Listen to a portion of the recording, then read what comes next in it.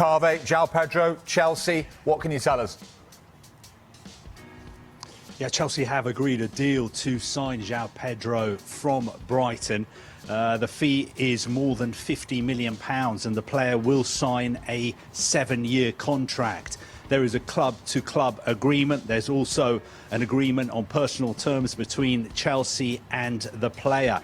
I think there are good relations between Chelsea and Brighton. Of course, Chelsea have signed quite a few players from Brighton in the past. And this is the big news. Joao Pedro will join Chelsea here in the US to play in the Club World Cup. Of course, as long as there are no problems with his medical and no problems are anticipated. At the moment, there is a mid-tournament registration window open in the Club World Cup here. That window is open until Thursday. So as long as Joao Pedro signs the paperwork, completes his medical, flies out to the US and he's registered by Chelsea with FIFA, he will be able to play in this tournament. And of course, Chelsea's next game is on Friday, the quarterfinals in Philadelphia. They're playing Palmeiras, so potentially Joao Pedro, I'm not sure how fit he is.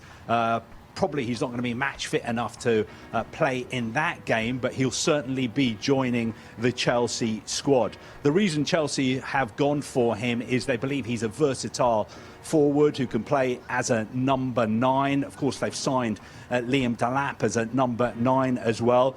I'm being told that he'll add to their squad depth alongside Liam Delap and Nicholas Jackson as well. Of course, Chelsea have got Christopher Nkunku up front, who scored last night for them. Question marks about whether he may leave this summer. Question marks as well about whether Jackson may leave this summer as well. But Chelsea have been so busy in the transfer window this summer. They signed Liam Delap. We told you that yesterday they agreed a deal with Borussia Dortmund for Jamie Gittens, and today they've agreed a deal with Brighton for Joao Pedro. One thing to tell you though is Jamie Gittens won't be able to play for Chelsea in this Club World Cup, even though this mid-tournament registration period is open.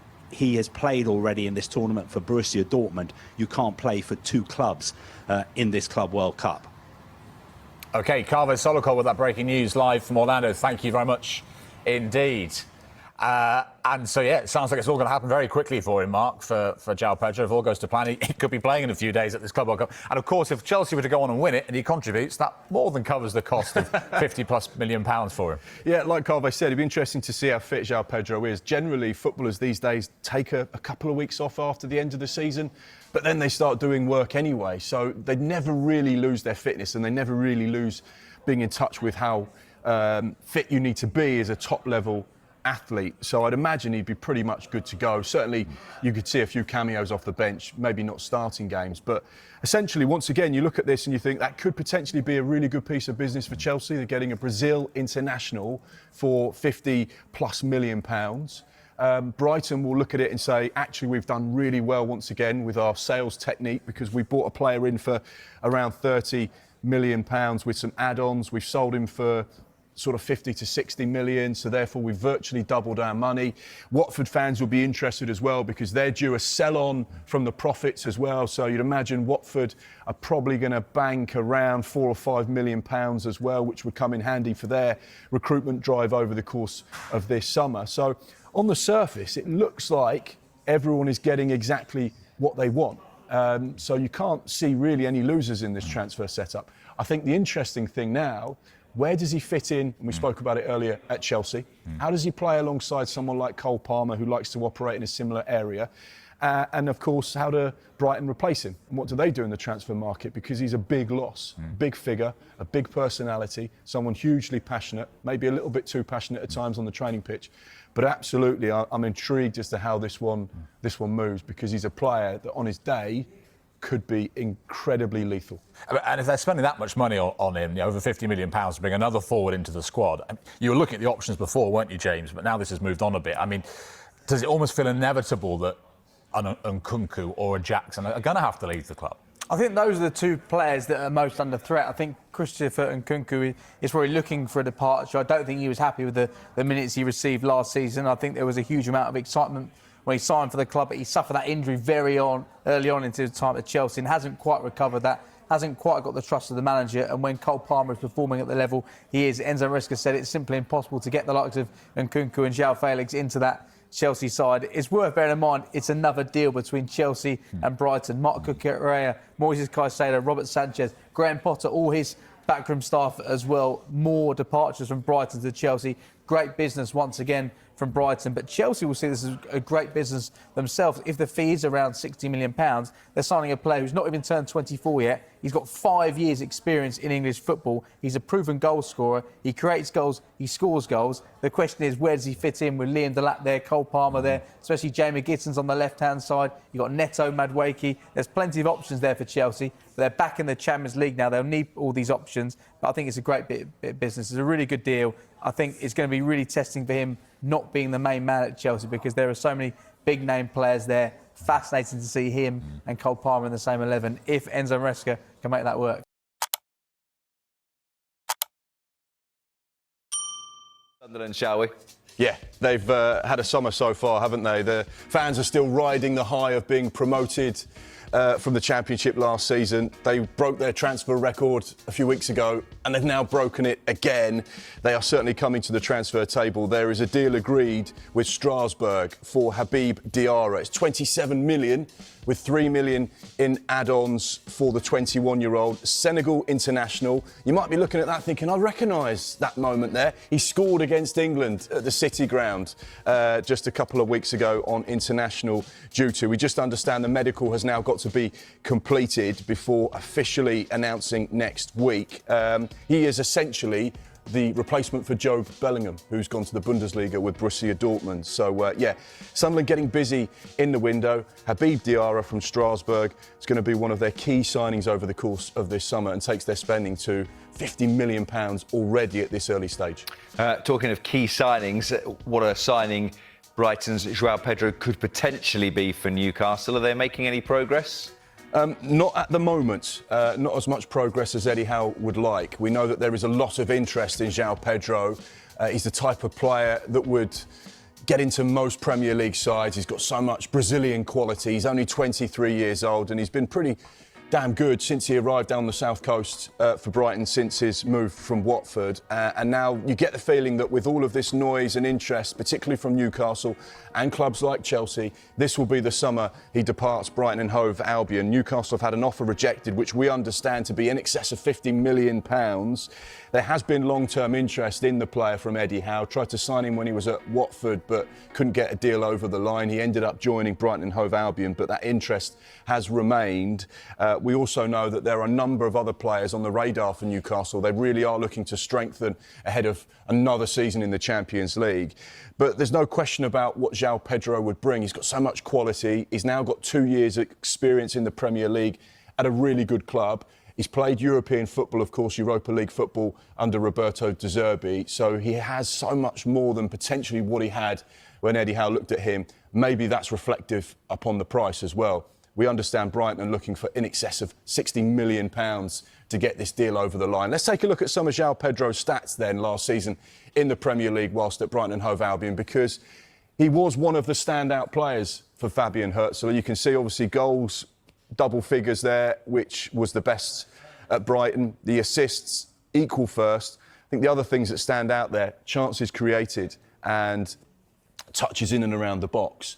Now, you know Eddie Howe, Rob. He likes versatility in the players he signs, and that's certainly something that Joao Pedro would bring. Someone that can play on the left and the right, play as a 10, play as a false 9 as well. So he does bring those options, and you can see from those numbers that he was one of the standout performers for Brighton last season, hence why there is this interest from the likes of Chelsea and Newcastle. But as of yet, no deal done. The other thing I get the sense that he quite likes with players like Bruno and Joe Linton is someone with a bit of bite and a bit of edge, which I think that you would say that Joao Pedro has. He plays games right on the limit at times. And he trains on the limit as well. You know, there was that disciplinary issue at the end of the season where there was an alleged confrontation with another player at Brighton and Hove Albion in training. And that is absolutely the way Eddie Howe likes players to be. He wants players to give everything for the badge. He wants players to be on the front foot. He wants players to press high, work hard. It's very much a team game.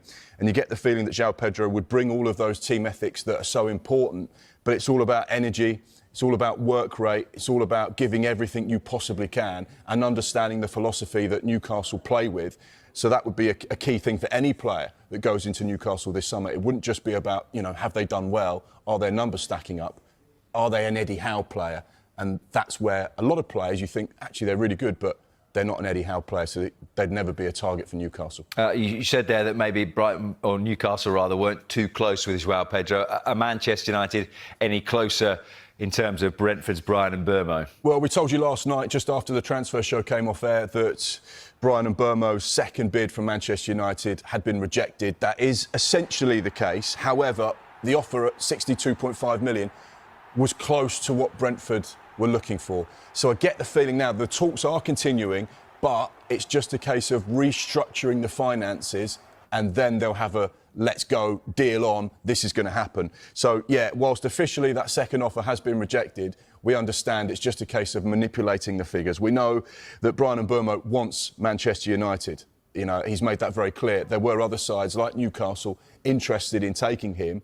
However, he has made it clear to his agent and to those clubs that were at the table a couple of weeks ago, no, my focus is on Manchester United. That's where I see my future. That's where I want to play. I want to go to the theatre of dreams. That's the next chapter in my life and my football. So, yeah, you get the feeling this will happen. This week could be a key week. It's just a case of manipulating those figures so that everyone is happy.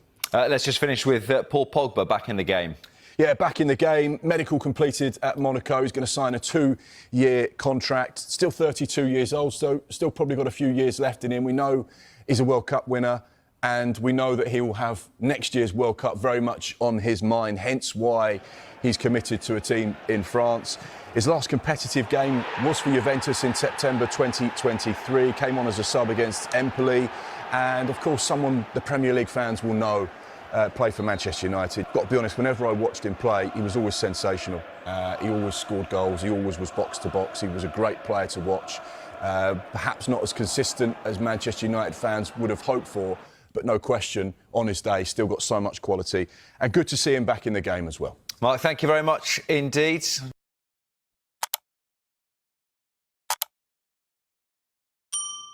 Well, Chelsea have agreed a deal with Borussia Dortmund to sign Jamie Gittens.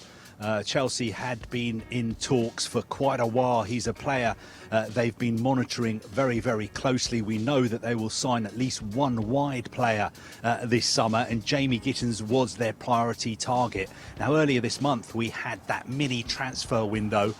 During that mini transfer window, Chelsea did make a bid worth around £42 million for Gittens. That bid was rejected by Borussia Dortmund, and the two clubs weren't able to agree a deal before the first deadline day of the summer on June the 10th.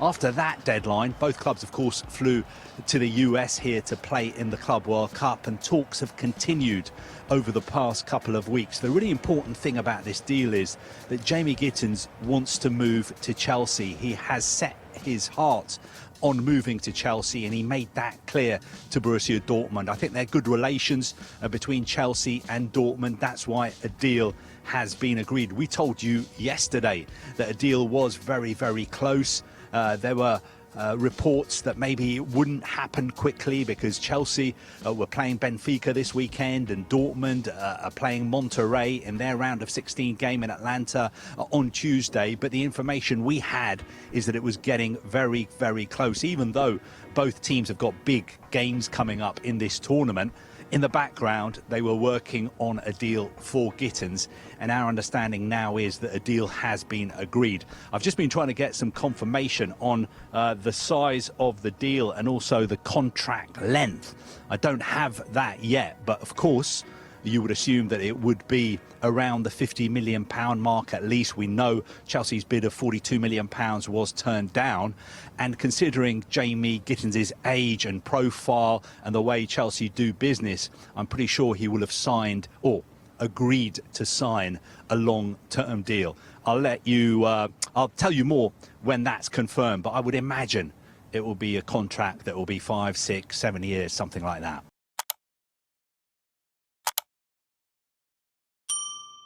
decided to join us. Welcome, Mark McAdam. Let's start outside the Premier League for a change, shall we? Because this is quite an exciting one. A World Cup winner making his comeback. What can you tell us about this? Yeah, we've been talking about it throughout the course of today on Sky Sports News. We've had confirmation in the last hour of what we've been telling you as well. Paul Pogba is back in football at Monaco. It's been confirmed by the football club.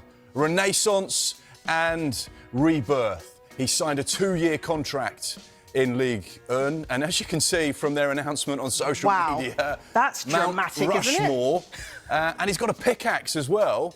Did you know that Paul Pogba's nickname was the Pickaxe? Since when? Well, according to Monaco, it's the Pickaxe. Okay. Don't mess with the Pickaxe. And as you can see from this rather funny, engaging video, there with his Monaco kit on, it looks absolutely incredible. Great to see him back in the game. And of course, this is the first time he'll play competitive football since September 2023. That was for Juventus. He came off the bench and played against Empoli. So someone there who is back in the game at 32 years old, maybe with an eye on the future and what's happening next year. Let's take a look at some of his statistics, some of the numbers, some of the things that he's done throughout the course of his career. As you can see, obviously, for France, 11 goals, 8 assists. You mentioned it there, World Cup win in 2018, the standout achievement in his career. In the first spell at Juventus, where they won 4 Serie A titles, scored 34 goals, 32 assists as well. Successful at Manchester United, some might say, maybe not laden with the trophies that you'd have expected, but a League Cup and a Europa League winner whilst at Old Trafford. And then the second spell at Juventus didn't work out, injury problems galore. Obviously he didn't play as well a great deal, so yeah, that wasn't a successful time. But certainly when you look at the career titles, the things he's won, the things he's achieved, certainly got a lot to offer the game, certainly a top class player on his day as well. Maybe with an eye on next year? Yeah, what's happening next year, I wonder? Maybe the World Cup? Ooh, don't say it yet. Don't say it yet. I'm sure he's got that in the back of his mind. So this is obviously Paul Pogba and what he has achieved. But let's look forward, because what kind of player do you think Monaco are getting? Are they getting a pickaxe? Are they getting a battering ram? What are they getting? They're getting someone that has huge quality, huge potential. You can see him there when he was at Manchester United, 137 appearances in the Premier League, 29 goals, 38 assists. He's physically imposing. He's box to box. On his day, there's no question, when he performed at his peak, he was one of the best midfielders in the world, hence why Manchester United paid such a huge sum of money to get him. It was close to £100 million when they initially brought him in from Juventus. That was off the back of him winning 4 league titles there. It was seen as a huge deal and an exciting project and an exciting piece of business. It didn't really work out that way, but there's no question he's still got ability. I think the most important thing to remember for Paul Pogba is you've got a hungry player that's there to prove people wrong. He wants to show he's still got quality at the highest level. He's 32 years old, so he's still not that old. He's still got a few years left in the tank. Maybe not quite got the stamina that he had before, but there's no question, with his know-how, experience and knowledge of the game, he could be a real asset for Monaco. Fascinating to see how this one plays out. No question he'll have the World Cup on the horizon. It'd be so interesting to see if he can make that France squad and what type of a player he can be and how he can influence the game. Confirmed the signing of left-back Milos Kerkez from Bournemouth in a deal worth £40 million. The 21-year-old has agreed a 5-year deal with Al-Nassr's Premier League champions. It'll keep him at Anfield until 2030. Speaking to the club's media team, the Hungarian international says he's excited to be joining such a big club and can't wait to get started with his new teammates. I'm really happy. It's a real honor for me, privilege to come to play for one of the biggest clubs in the world, biggest club in England, and I'm just really happy and excited. You spoke about watching bits of Liverpool history on YouTube. They've made history again this year and in a great position to build on that now, and the future looks so bright.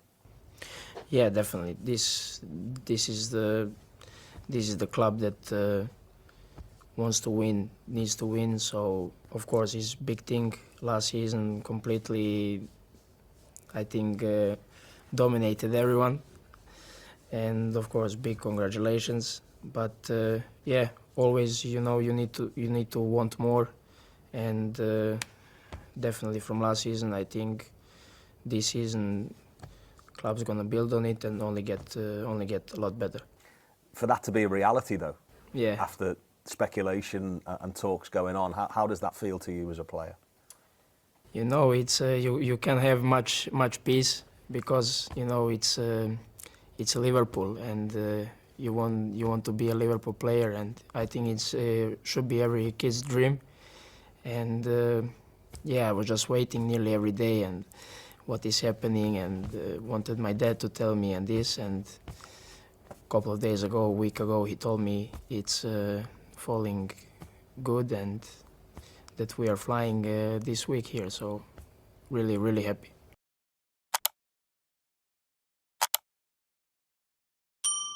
We brought you regarding Cristiano Ronaldo. Let's cross the live to our chief correspondent, Kaveh Solokol, who's in Orlando at the Club World Cup for us. Kaveh, it's as you predicted, of course. He is staying at Al-Nassr. What more can you tell us? Yeah, we told you yesterday that he was very close to agreeing to sign a new contract with Al-Nassr, and Al-Nassr have just announced that that contract has been signed. They've released some pictures of Cristiano Ronaldo signing his contract, and there's also a video of him walking along the beach, filmed from behind him, and then he turns to the camera and he says Al-Nassr forever. Now, this new contract that he's signed is a 2-year contract which will keep him at Al-Nassr until 2027, when he will be 42 years old. We're being told that he feels at home in Saudi Arabia. He wants to stay there for as long as possible. Of course, he joined Al-Nassr in January 2023 after he left Manchester United in quite acrimonious circumstances, and his Al-Nassr contract was due to run out on Monday. Now, it's been left until the last minute. I think these kind of negotiations always go to the wire, because I imagine both sides were trying to get the best deal possible. Regarding his wages, it is a closely guarded secret in Saudi Arabia how much he earns, but he is generally regarded as being the best paid player in the world. And when I've spoken to people in Saudi Arabia and put it to them that he's on wages of around 200 million euros a year, which is 170 million pounds a year, which is around 3.2 million pounds a week, I have not been steered away from those figures. I think he really is the best paid player in the world. I think the only other player who comes close to him is probably Lionel Messi. He's got this contract with Inter Miami, and he earns obviously a lot on top of that because of the commercial deals he has with the MLS and Inter Miami. But just getting back to Cristiano Ronaldo, I think the reason he's decided to stay in Saudi Arabia, obviously the financial aspect of it, but also the sporting aspect, because if you remember earlier this month, he was in very good form for Portugal as they won the Nations League in Munich, and he's got his eyes on the prize of the World Cup next year here in the US, and he still feels that by playing for Al-Nassr next season in the Saudi Pro League, he will be in good enough condition to play for Portugal in the World Cup. One other thing to tell you about as well is I'm also being told that he likes life in Saudi Arabia so much that he's also considering making sports investments in the kingdom. Goodness me. Well, like you say, and I can think of 170 million reasons as to why you perhaps would stay at Al-Nassr. I mean, look, just explain to those people who are just joining us why he isn't playing where you are right now in the Club World Cup then. Well, Al-Nassr didn't qualify for the Club World Cup, but obviously there was this special transfer window at the start of this month where he could have moved to a club who are playing in the Club World Cup. There were quite a few clubs who were interested in signing him, but at the end of the day, he was not able to agree a deal to play for one of those clubs.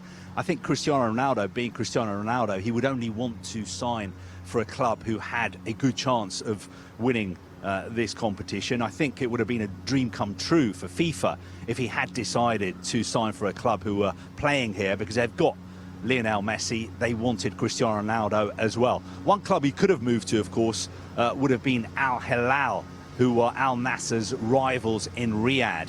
we were covering one of their games a few days ago and speaking to the people at Al Hilal.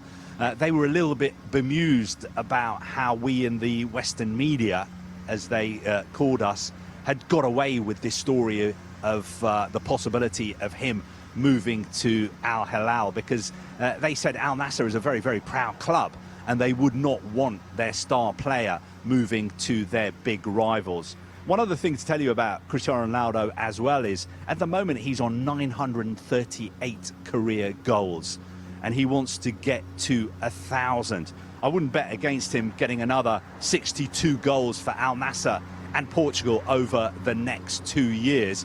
We've just had a quote from him as well about his new contract. He says, "A new passion begins. The same passion, the same dream. Let's make history together. Al-Nassr forever." It's remarkable, really, to think that he will, be 42 by the end of that contract. You know, you wonder whether they could have just given him a year's deal, but they've actually given him 2 years. I wonder whether he wants to go on to playing till he's 45. Well, I think whenever he's been asked about retirement, he has dismissed it out of hand. He says that's a long way away. I still feel really good. I still feel my form is great. If you look at the pictures of him, he's been very active on social media recently, posting shirtless pictures of him in the gym with his son. He still looks in great shape.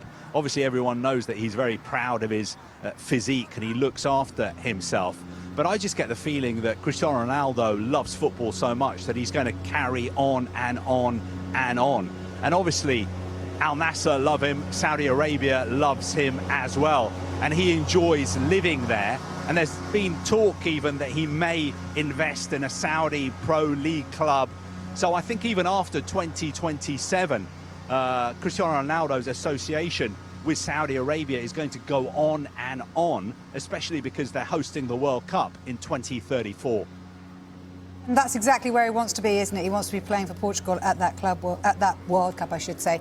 Calvi, it's been brilliant to talk to you, as always. Thank you for joining us to give us more on the Cristiano Ronaldo story.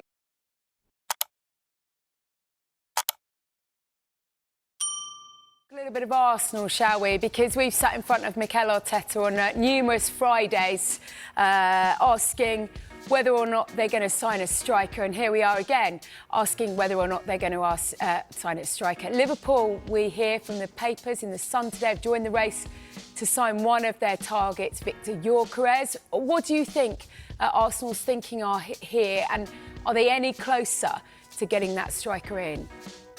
Yeah, I think it's still been quite quiet on that front, just because there have been other priorities this week. Of course, I'm sure we'll talk about Brentford's Norgard soon, but also when you look at, I guess, the internal stuff they've been wanting to do ahead of next season, that's probably taken a front seat with Gyökeres. I don't think that's moved on as much as it seemed from the reports in Portugal last week. So that's one where I think you're still waiting for, I guess, the dominoes to fall properly, and then everything kind of explodes into action. So yeah, I think with if Liverpool are to get involved, then that would obviously have to shift Arsenal into gear on that one. What's also really interesting, and you mentioned Norgard there, is they're closing in on that signing effectively to replace Thomas Partey. What are your feelings on that? Because Partey's probably had one of the best years of his career at Arsenal, hasn't he? It's not really a like for like. It's not going to make the fans particularly happy, is it? No, I've seen a lot of debate on social media over the last 24 hours. A lot of conflicting views. I think for me personally, I think it's just one that you need a competent midfielder in that position. Of course, he's coming in more as a backup, I'd say, than someone who you're expecting to start regularly, because you have Martin Zubimendi coming for Real Sociedad. So for that role, I think you see the Jorginho signing as probably something similar, where he joined at the same age, 31 years old, and played a decent role in midfield for Arsenal. Didn't play loads of games, but was competent and helped when needed. So for that reason, I think it's a fine signing. It's not one that's gonna have fans kind of screaming with joy, but I think if and when injuries kick in, you'd rather have that player there than not have them.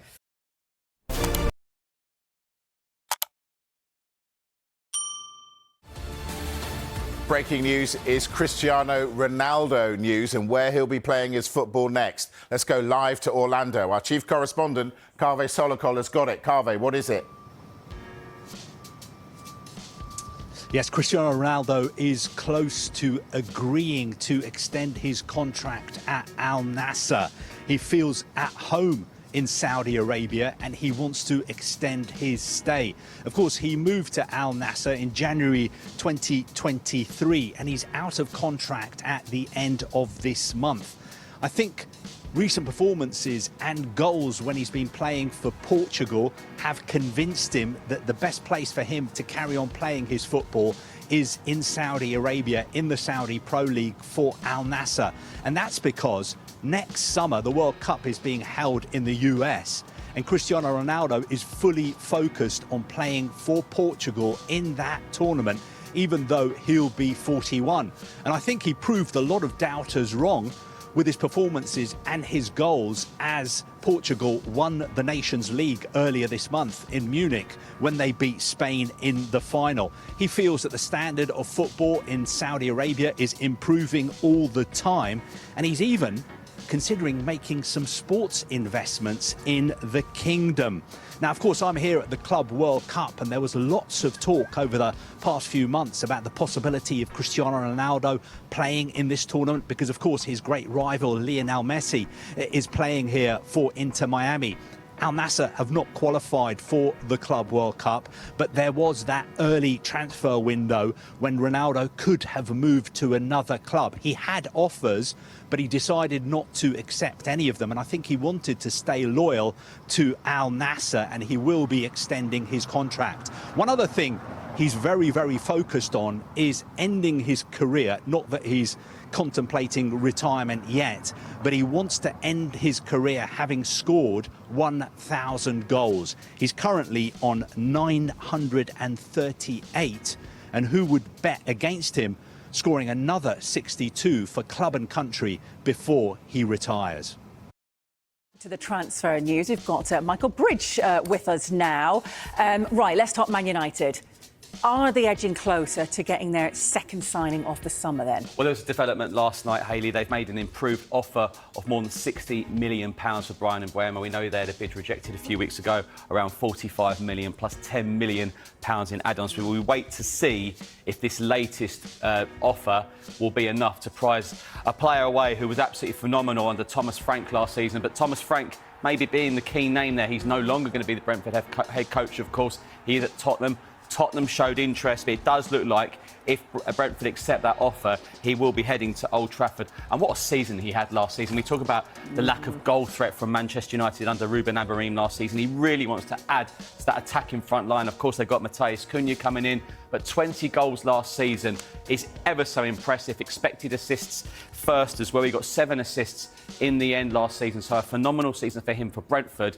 Can he match those numbers at Manchester United? If he joins the club, we'll wait and see. Yeah, because we did think maybe he could be linking up with, of course, Thomas Frank. He could have been going to Tottenham. They wanted him, but who can they maybe turn their attention to? Well, there's certainly some real talent still Tottenham are looking at. He was one of a number of players Spurs have discussed ahead of the new season. Anton Semenyo is one name we know that's a player they like.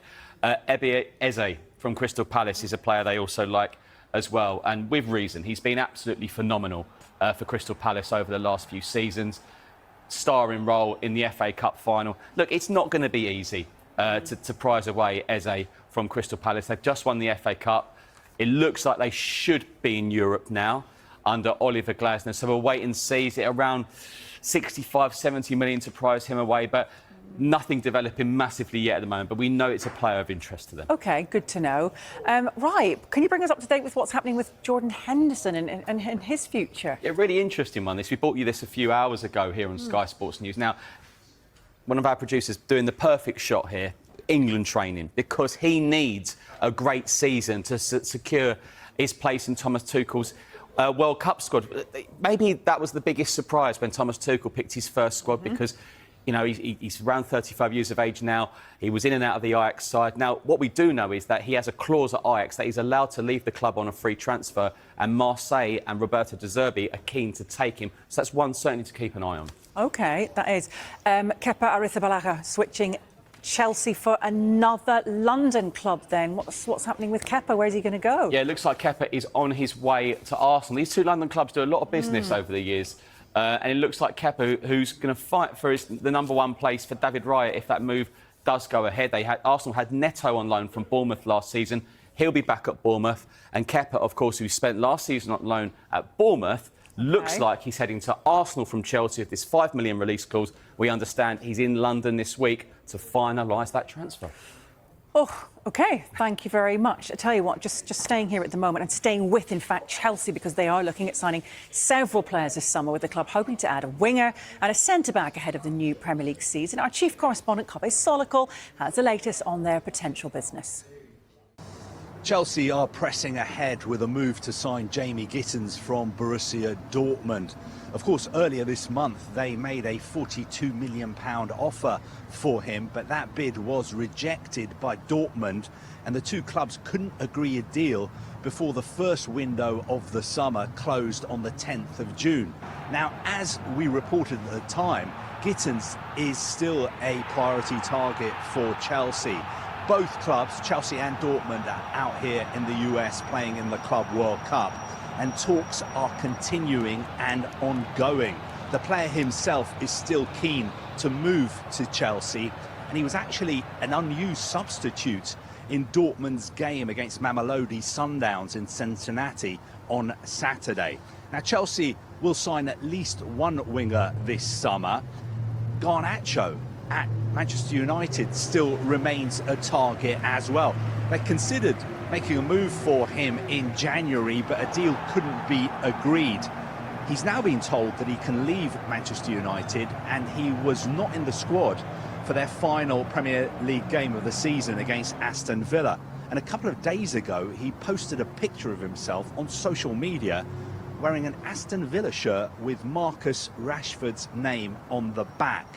Meanwhile, Christopher Nkunku, the Chelsea forward, was a United target in January. There were talks held between intermediaries.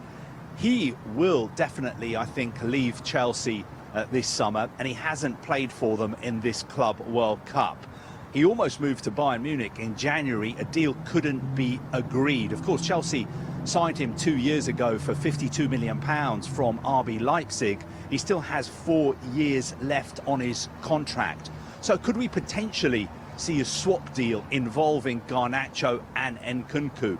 One moving to Chelsea, one moving to United.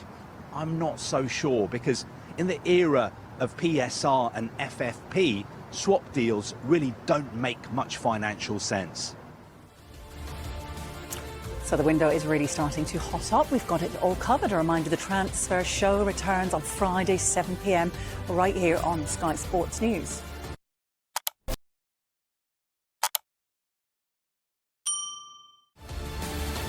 Breaking news is Cristiano Ronaldo news and where he'll be playing his football next. Let's go live to Orlando. Our chief correspondent, Cave Solokol, has got it. Cave, what is it? Yes, Cristiano Ronaldo is close to agreeing to extend his contract at Al-Nassr. He feels at home in Saudi Arabia, and he wants to extend his stay. Of course, he moved to Al-Nassr in January 2023, and he's out of contract at the end of this month. I think recent performances and goals when he's been playing for Portugal have convinced him that the best place for him to carry on playing his football is in Saudi Arabia, in the Saudi Pro League for Al-Nassr. And that's because next summer the World Cup is being held in the US, and Cristiano Ronaldo is fully focused on playing for Portugal in that tournament, even though he'll be 41. And I think he proved a lot of doubters wrong with his performances and his goals as Portugal won the Nations League earlier this month in Munich when they beat Spain in the final. He feels that the standard of football in Saudi Arabia is improving all the time, and he's even considering making some sports investments in the kingdom. Now, of course, I'm here at the Club World Cup, and there was lots of talk over the past few months about the possibility of Cristiano Ronaldo playing in this tournament because, of course, his great rival Lionel Messi is playing here for Inter Miami.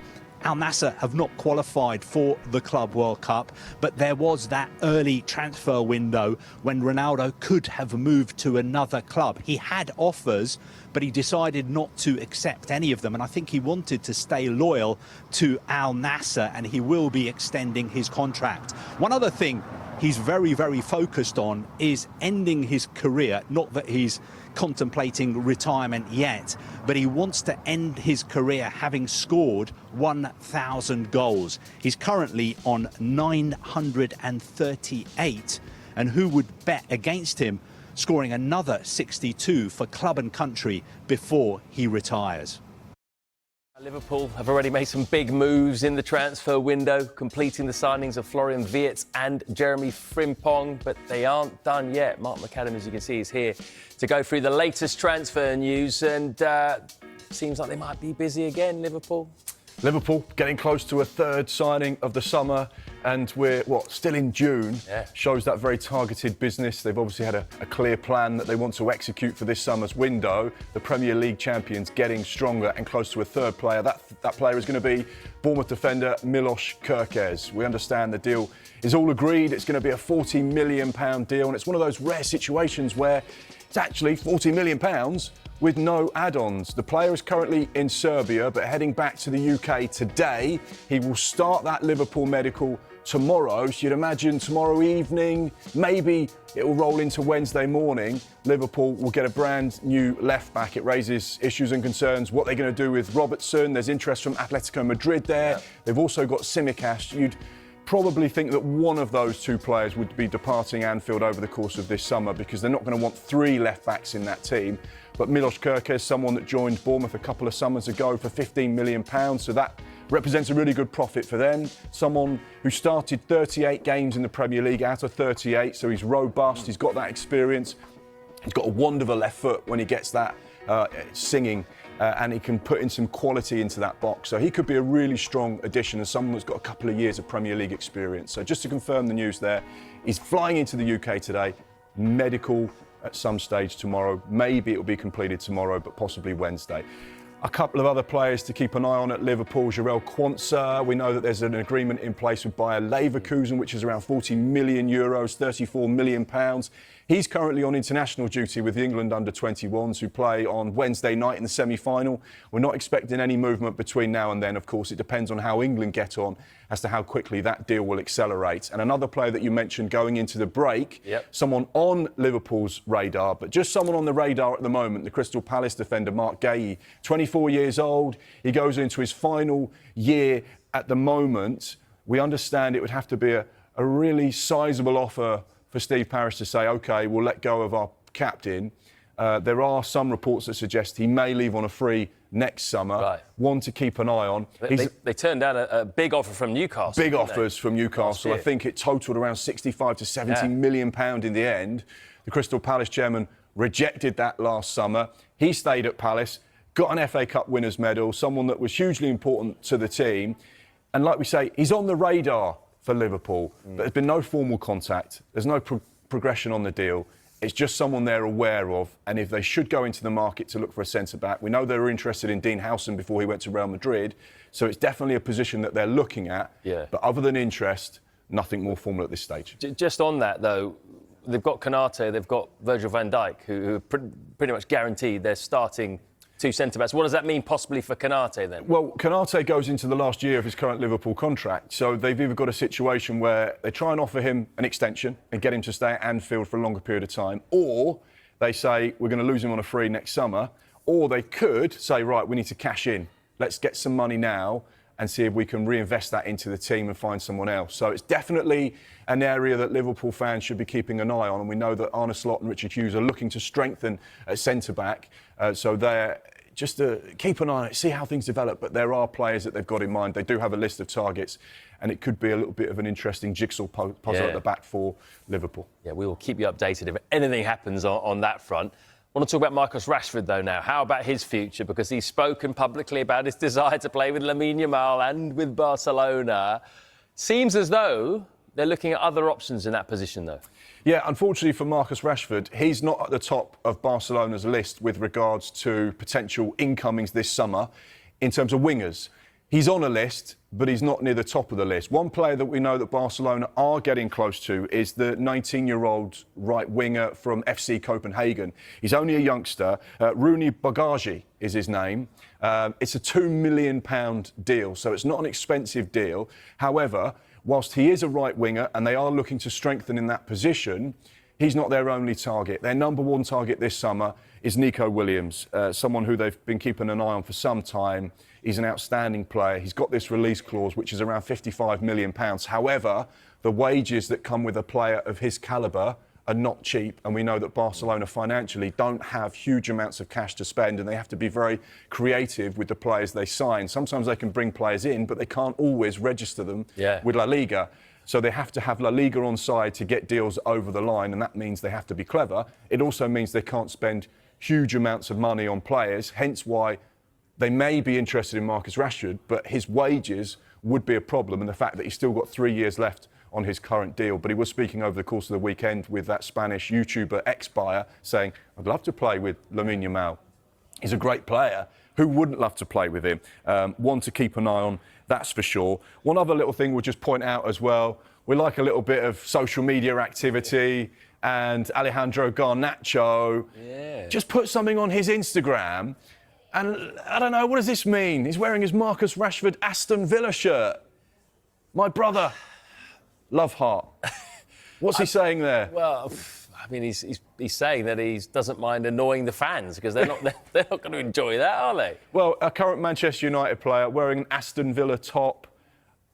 It's all fun and games. Well, I don't think everyone will see it that way, sadly. It gives us something to talk about. How about Arsenal? We mentioned Nico Williams before, and Arsenal were linked with him for quite a while. That seems to have gone cold. It seems to be Barcelona, possibly for him. It's an expensive deal to make happen. That's the problem. Yeah.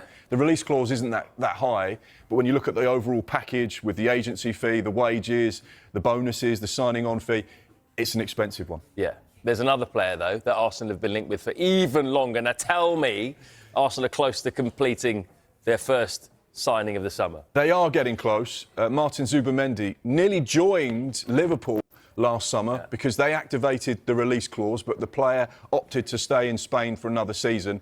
He's in London at the moment, just finalising that deal, speaking to Arsenal, going through all the final details of that contract. We understand it's a £51 million release clause, which Arsenal have activated. It's only a matter of time now. I know there's been some rumours on social media about a hijack, about other clubs. Not going to happen. The agreement is in place. He's going to be joining Arsenal, and Mikel Arteta will get his first signing of the summer.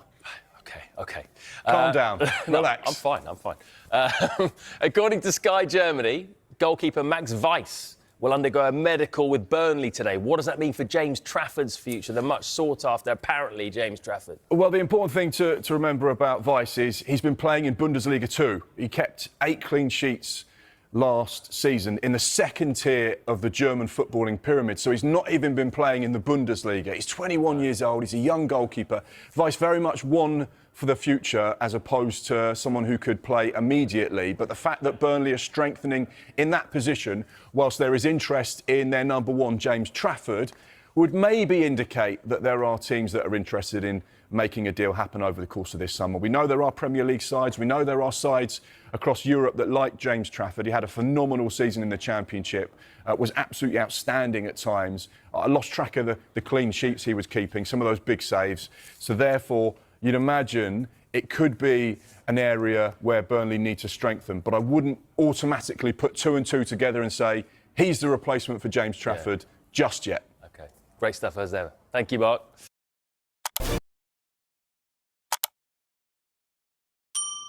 Major breaking news for you now, and Ruud van Nistelrooy is leaving Leicester City. The decision is a mutual agreement between manager and club after they reached a settlement on compensation. Van Nistelrooy, of course, was appointed as Steve Cooper's replacement back in November of 2024 on a 2.5-year deal. It followed a promising spell as interim head coach at Manchester United, where he got 3 wins and a draw from 4 games in charge. So, Ruud van Nistelrooy to leave Leicester. His final game as Leicester boss was obviously at the end of this season. He oversaw his first win as a Premier League manager in early December. He beat West Ham 3-1, followed it up with a draw at Brighton. Terrible run of form, though, followed. Just 1 victory in the next 17 games. That included a run of 8 losses in a row at home without scoring. So the writing was on the wall for a while, but Leicester were finally relegated to the Championship on the 20th of April with 5 games left to go. That's after they lost to league leaders Liverpool. Leicester, though, weren't able to sack Van Nistelrooy earlier on because it would have affected their latest PSR accounts, which actually refresh on July the 1st. So here's a reminder of the Premier League table. Leicester finished 18th. They still had 5 games to go when they were relegated. Only Ipswich and Southampton had worse records last season. And Leicester are yet to confirm a short list of possible replacements, but they have been considering various names for some time, including Sheffield Wednesday manager Danny Röhl and Sean Dyche, who's not worked since he was sacked by Everton in January. Well, Van Nistelrooy's final game as Leicester boss was against Bournemouth on May the 25th, and this was what he had to say on his future after that match. I'm focused in the process with the staff and with the players, and I can't thank them enough for their support and that we stuck together through this very, very difficult season, together with the group of players and the staff members within the building at Seagrave. It was great to go through the end of this season that we stuck together, and that's why it's not easy to prepare the games with them. Can you start thinking about next season and planning for next season now? I can't, because I still have to wait for at least to have a conversation on a future together or not. So before that you cannot start planning. Well, this is Van Nistelrooy's Premier League record at Leicester. He won 5 out of 27 matches, losing 18 of those games, so just the 18.5% win rate. And these are the first 6 championship fixtures for whoever it is that replaces Van Nistelrooy. They will start the season with a home match against Sheffield Wednesday on August the 10th. Their first away game is at Preston on August the 16th.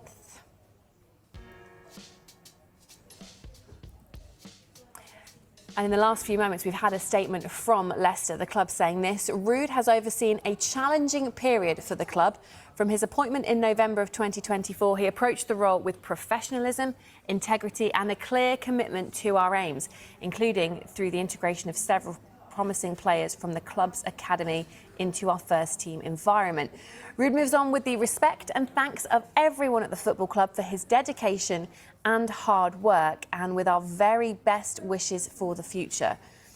Well, Van Nistelrooy himself commented as follows: I'd like to personally thank the Leicester City players, coaches, academy and all the staff I've worked with for their professionalism and dedication during my time at the club, and to thank the fans for their support, and take this opportunity to wish the club well for the future. Well, the club statement concludes that preparation for the EFL Championship season will continue with the planned start of pre-season on Monday the 30th of June.